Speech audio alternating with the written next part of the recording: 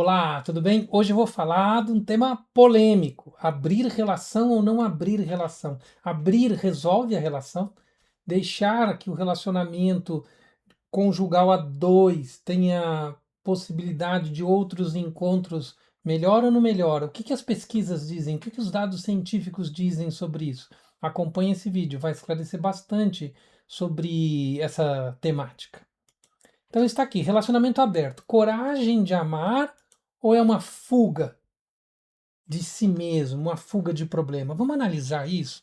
Eu trabalho há aproximadamente 23 anos com terapia, especialmente terapia de casal. Tenho a minha experiência, mas aqui eu vou apresentar um pouco mais de dados também que comprovam isso para te dar mais convicção e certeza sobre isso, tá bom? Então vamos lá.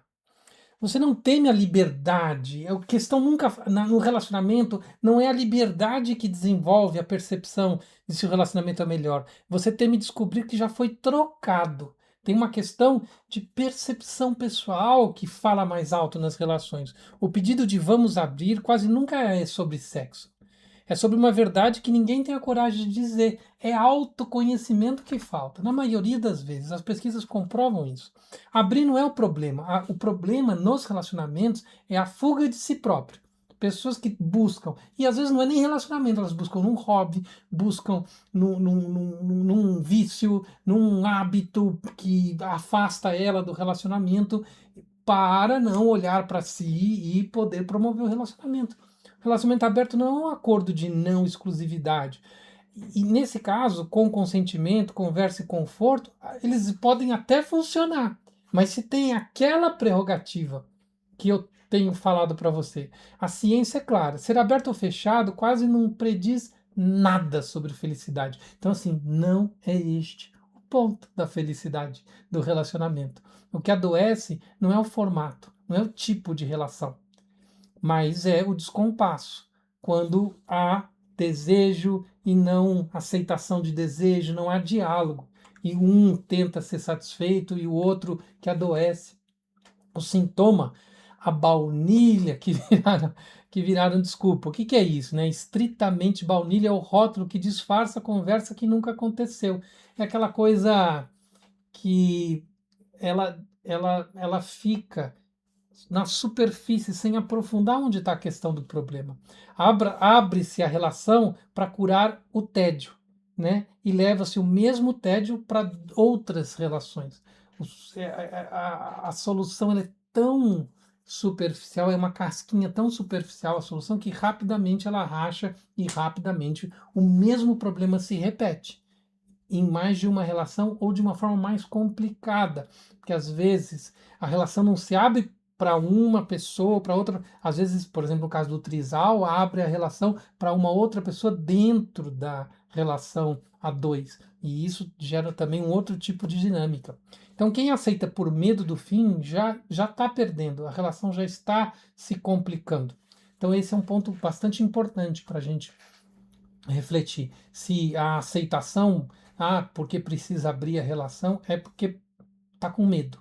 Então as motivações estão todas alteradas. O diagnóstico, o descompasso é a doença. Um estudo da Universidade de Rochester, com 1.658 pessoas, diz que com consentimento e comunicação mútuas, casais abertos vão tão bem quanto os monogâmicos. Então não tem uma diferença. As pesquisas mostram que não é aí o ponto, não é a abertura, mas no vínculo. Um quer, o outro só tolera, 60% estão profundamente satisfeitos, 3 vezes mais, quando tem esse descompasso, quando não tem o diálogo. E esse diálogo precisa vir desse autoconhecimento. Porque quando você vai dialogar e você precisa que tenha o que falar. E você precisa falar dos seus sentimentos para poder dialogar. Então precisa do. Aí que a terapia, a meditação faz toda a diferença.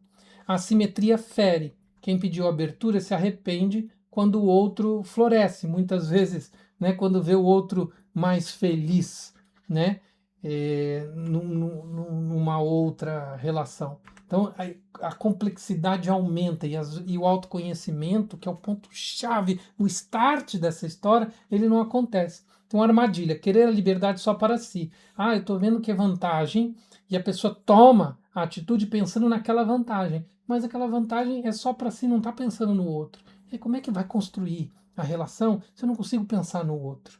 Então, o ciúme não some no contrato, né? Ah, então nós acordamos e não existe ciúme. Ele se esconde através de uma situação de controle, né? E isso pode piorar e pode criar outros tipos de paranoia. Então, quem impõe o modelo aberto e vigia o parceiro não está buscando liberdade. Ele está buscando posse e vantagens. Então, o famoso 92% fracasso é um boato. Não tem bem esse estudo, mais essa coisa de podcast que alastra, né? Mas o ponto principal é os fracassos acontecem por questão de falta de autoconhecimento, diálogo, terapia e redução desse conflito, dessa diferença, tá bom? A verdade que liberta. O amor sozinho não resolve isso.